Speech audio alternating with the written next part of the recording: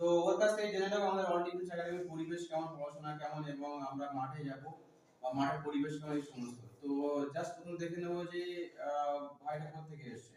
তো প্রথমে তোমার নাম কি? শুভদীপ হালদার। আচ্ছা, শুভদীপ, বাড়ি কোথায়? দক্ষিণ দিনাজপুর। দক্ষিণ দিনাজপুরের কোন জায়গায়?